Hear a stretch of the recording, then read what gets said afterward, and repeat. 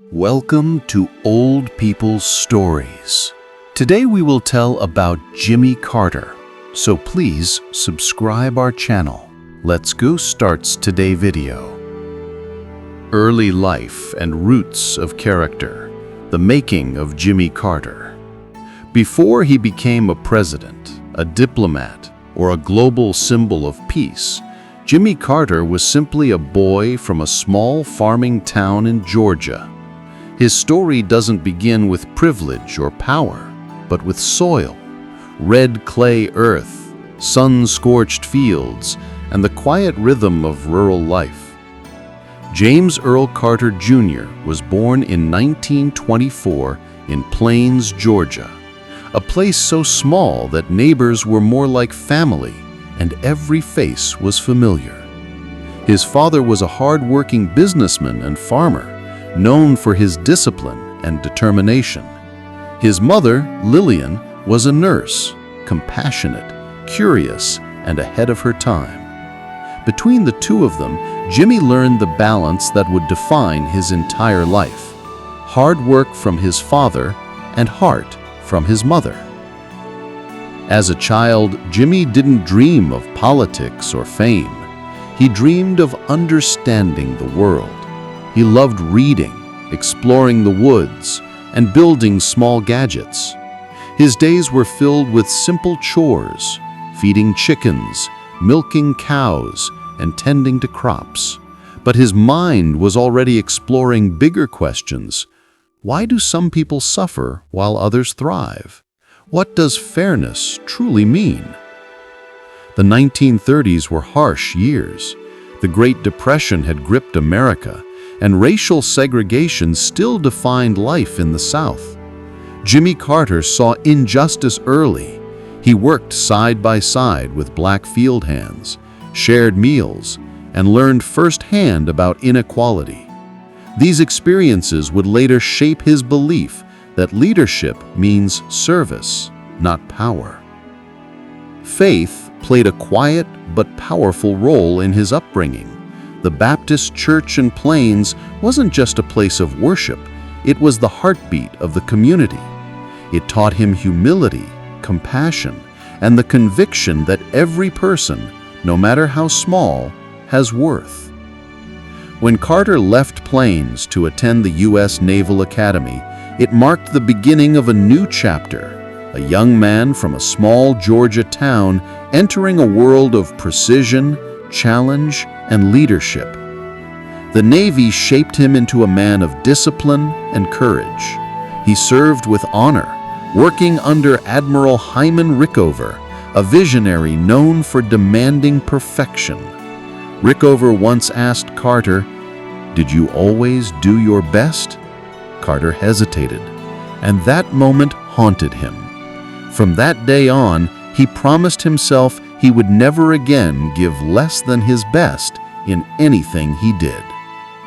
When his father died in 1953, Carter faced a choice: continue his naval career or return home to save the struggling family peanut farm. He chose home. That decision surprised many. It seemed like a step backward. But for Jimmy Carter, it was a step toward purpose. Back in Plains, he worked from dawn to dusk, rebuilding the business, raising a family with his wife Rosalind, and reconnecting with his community. Rosalind wasn't just his partner, she was his anchor. They built a life of shared faith, simplicity, and service.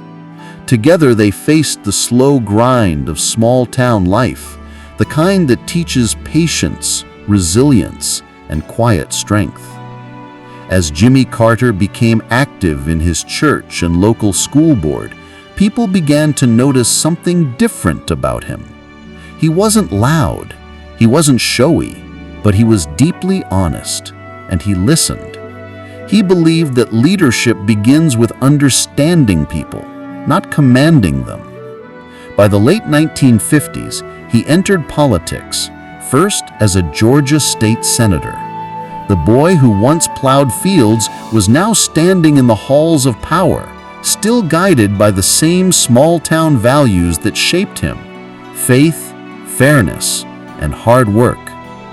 He didn't know it then, but this was just the first step in a journey that would take him from peanut farmer to president, and eventually to something far greater than political power, a symbol of moral courage and humanitarian service. Because for Jimmy Carter, success was never about how far he could rise. It was about how much good he could do while he was there. The rise to leadership, from Georgia to the White House. The 1960s were a decade of change in America. The country was divided by race, by war, by uncertainty. And in the midst of that turmoil, in the quiet fields of Georgia, Jimmy Carter was learning what leadership really meant. He began small, as a member of the local school board, then as a state senator. He wasn't a natural politician.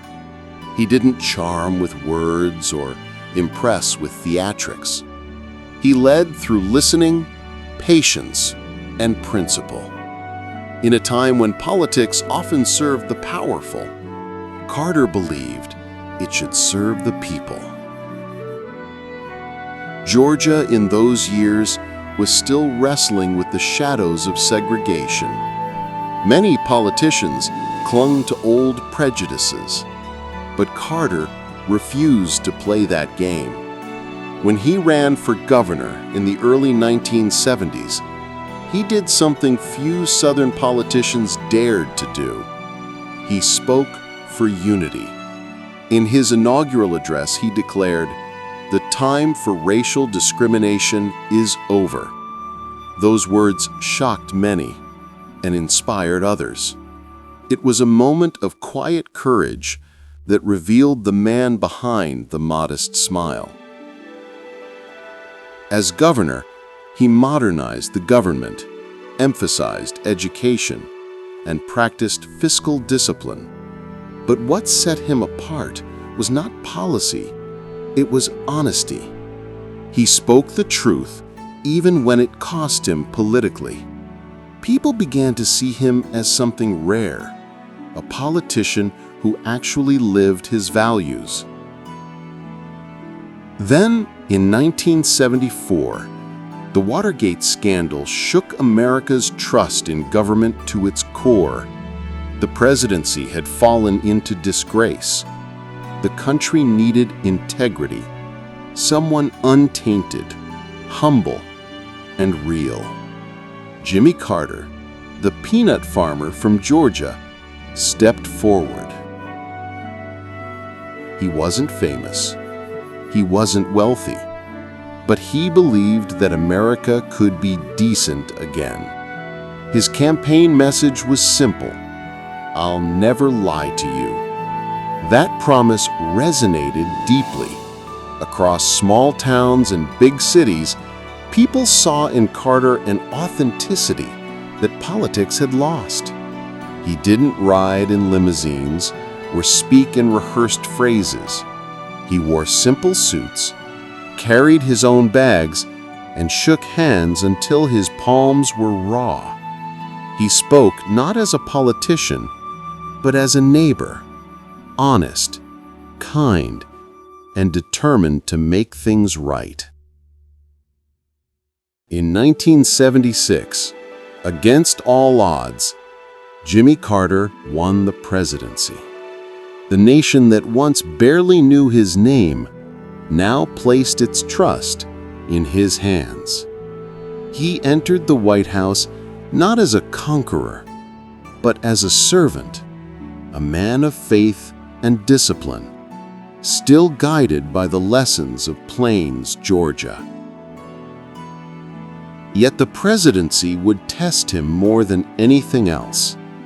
He would face crises that could break even the strongest leader: inflation, energy shortages, and international conflicts that threatened peace. He would make unpopular decisions and carry the weight of a nation's doubt. But through it all, Carter never wavered in one belief: that moral leadership mattered more than political victory. To him, the presidency wasn't a throne.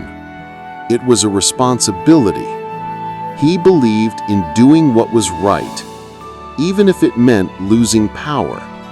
And that belief, that quiet moral courage, would define both his presidency and the remarkable life that followed.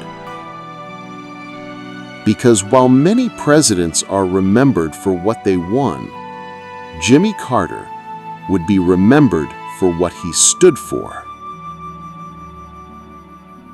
When Jimmy Carter entered the White House in January 1977, he brought with him a sense of humility rarely seen in Washington. He walked during his inauguration parade instead of riding in the limousine, a small gesture but a powerful message. The man from Plains, Georgia, had not forgotten where he came from. His presidency began with hope. Americans were ready for honesty, ready for decency, ready to believe again. Carter worked tirelessly to restore integrity to government. He cut waste, pushed for environmental protection, and spoke about energy conservation long before it was popular. The energy crisis, he said, was the moral equivalent of war. He asked Americans to save, to share, to think beyond themselves, not as consumers, but as citizens. He wasn't a man of slogans, he was a man of solutions. He installed solar panels on the White House roof, promoted human rights as a core principle of foreign policy, and reminded the world that America's strength wasn't in its weapons, but in its values. But Carter's presidency was not an easy one. The economy struggled under inflation and rising oil prices. The nation's patience was thin. His honesty, the same quality that once made him beloved, sometimes made him unpopular. He didn't tell people what they wanted to hear. He told them what they needed to hear.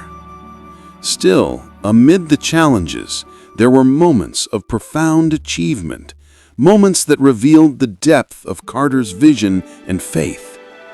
In 1978, he brought together two bitter enemies, Anwar Sadat of Egypt and Menachem Begin of Israel, to negotiate peace. For 13 tense days at Camp David, Carter prayed, listened, and mediated, refusing to give up even when talks collapsed. Against all odds, he helped the two leaders sign the Camp David Accords, ending decades of hostility and laying the foundation for lasting peace in the Middle East. That moment wasn't just political, it was human. Three men, each guided by faith and conviction, choosing peace over pride. Carter's quiet persistence had achieved what few thought possible. But not all stories end in triumph. As his term continued, the country grew restless. The energy crisis deepened, and a growing sense of frustration swept the nation. He addressed it head-on in what became known as his crisis of confidence speech, often called the malaise speech. He told the truth again, warning Americans that the nation's greatest threat wasn't just external, it was internal, a loss of unity, purpose, and trust. His words were prophetic, but in politics, truth can sound like criticism. Many didn't want to hear it. Then came the Iran hostage crisis, a tragedy that would define his final year in office. In November 1979, militants stormed the U.S. Embassy in Tehran, taking 52 Americans hostage. For 444 days, the nation watched, waited, and hoped. Carter refused to risk their lives for political gain. He resisted calls for violence, choosing patience and diplomacy instead of war. It was a decision that cost him politically, but it revealed his moral strength. When the hostages were finally released, it was on the very day he left office. He had kept his word. Every one of them came home alive. As he prepared to leave the White House in 1981, Jimmy Carter's approval ratings were low. Many saw him as a good man who had faced impossible odds. But history would later see more clearly. Carter's presidency had planted seeds for peace, for human rights, for environmental awareness that would grow for generations. What the world didn't yet know was that Jimmy Carter's true legacy was just beginning. Because once he left the White House, he didn't retire. He began again. He returned not to power, but to service, the kind that requires no title and no spotlight. He would build homes, fight disease, and become one of the greatest humanitarians of modern times. And in doing so, he would show the world that greatness is not measured by the office you hold, but by the life you live after you leave it. When Jimmy Carter left the White House in 1981, most former presidents retreated into comfort, writing memoirs, attending ceremonies, and enjoying the quiet rewards of a long public life. But Jimmy Carter was not like most men. He and Rosalind returned home to Plains, Georgia, the same small town they'd left decades earlier. Their home was modest, a single-story house surrounded by trees and quiet fields. No gates, no guards, no luxury, just simplicity. He had once been the most powerful man in the world, yet he chose to live as a neighbor among neighbors. For Carter, leaving the White House was not the end of service, it was the beginning of a new mission. He often said, "My faith demands that I do whatever I can, wherever I can, for as long as I can." He founded the Carter Center in 1982 in partnership with Emory University in Atlanta. Its goal was ambitious yet deeply personal: to advance peace, health, and human rights worldwide. From that small office grew one of the most respected humanitarian organizations on the planet. Carter and his team traveled to countries ravaged by disease and conflict, places most leaders never visit. He worked to eradicate guinea worm disease, a painful parasitic infection that had affected millions in Africa. Through patience, science, and relentless compassion, he helped reduce cases from millions to nearly zero, a feat some called one of the greatest public health achievements in history. But Carter's service didn't stop with medicine. He became a tireless champion for democracy and human rights. The Carter Center sent observers to elections in more than 100 countries, ensuring that citizens around the world could vote freely and fairly. He met with dictators, negotiated peace agreements, and always carried with him a message of moral courage that peace and justice must never be sacrificed for convenience. He didn't just talk about values, he lived them. One of the most moving parts of his later life was his work with Habitat for Humanity. Alongside Rosalind, Carter picked up a hammer and worked side by side with volunteers to build homes for families in need. No cameras, no speeches, just work. Sweat, sawdust, and hope. There was something poetic in that image. A former president, now in his 80s, wearing a hard hat, swinging a hammer beneath the Georgia sun. He wasn't building just houses, he was building dignity. In 2002, decades after leaving office, Jimmy Carter was awarded the Nobel Peace Prize. The award recognized not his time in power, but his lifetime of peace-building, compassion, and humility. When he accepted it, his speech was simple and heartfelt. He spoke not about politics, but about people, about the shared responsibility to care for one another. He continued working well into his 90s, even after facing health challenges that would slow most men. When asked why he kept going, Carter smiled and said, "I have one life and one chance to make it count for something." Through all those years, he remained grounded, still teaching Sunday school at his hometown church, still walking through plains to buy groceries, still shaking hands with strangers who stopped by just to say thank you. Jimmy and Rosalind Carter became symbols of partnership and devotion, a love story that lasted more than 70 decades. Together, they showed that service is most powerful when shared. In the later chapters of his life, as his health began to fade, Carter's legacy had already outgrown titles and timelines. He had become more than a president. He had become a moral compass for the world. While some chase fame or power, Carter showed the quiet strength of humility. He reminded us that true greatness has nothing to do with status. It comes from kindness, integrity, and purpose.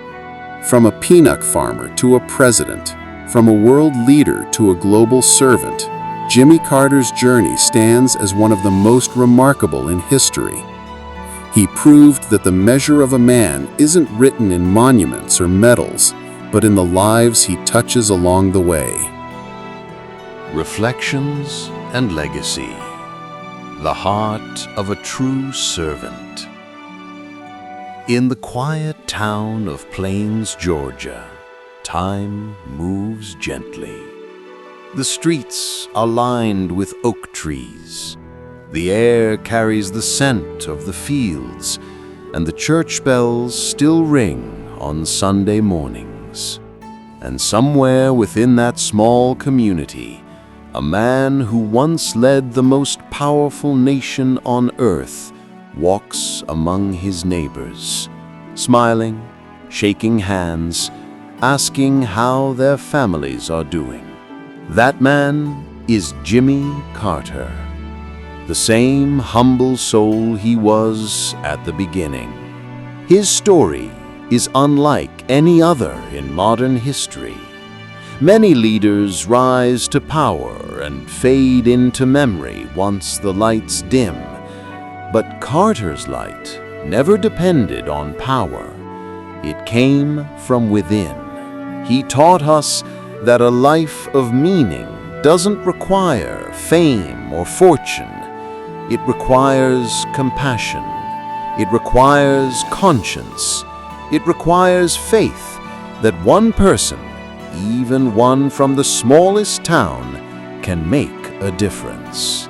In his later years, as his body grew frail, his spirit remained strong. He continued to teach, to write, to inspire. When asked what he hoped to be remembered for, he said softly, "I'd like for people to remember that I tried to make peace." And he did, in ways both great and small. He brought peace between nations. He brought peace to communities torn by poverty and injustice. And perhaps most profoundly, he showed us how to find peace within ourselves through service, humility, and love. For Jimmy Carter, faith was never about words. It was about action. It was the hammer in his hand as he built a home, the signature on a treaty that ended a war, the prayer whispered before every hard decision. He lived what he believed, that the best use of a life is to serve others. As the years passed, his story became not just political history, but human history. The young man from Georgia who once looked out across endless peanut fields ended up touching nearly every corner of the world, bringing hope to millions he would never meet. His journey reminds us that leadership doesn't end when the cameras turn off. True leadership begins when no one is watching. When the world looked to him for strength, he gave honesty. When it looked for victory, he offered peace. And when it looked for greatness, he showed goodness. Jimmy Carter's legacy is not carved in stone. It lives in the homes he built, in the diseases he helped eliminate, in the children who now live without fear, and in the countless lives touched by his kindness. Even as time moves forward, his message remains timeless. That power means nothing without compassion. That faith means nothing without service. And that love for humanity, for community, for the least among us, is the truest measure of a life well lived. In the story of America, there have been warriors, visionaries, dreamers, and doers. But there has only been one like him, a man who led with his heart and walked with grace. As the sun sets over the quiet fields of Plains, Georgia, the world remembers Jimmy Carter, not just as a president, but as a servant of peace, a builder of hope, and a humble soul who gave his life to others. Because in the end, greatness is not about how high you climb, but how many people you lift along the way. And that is the story of Jimmy Carter, the man who never stopped serving. Thank you for watching Jimmy Carter History Story. Subscribe the Old People Stories YouTube channel for more.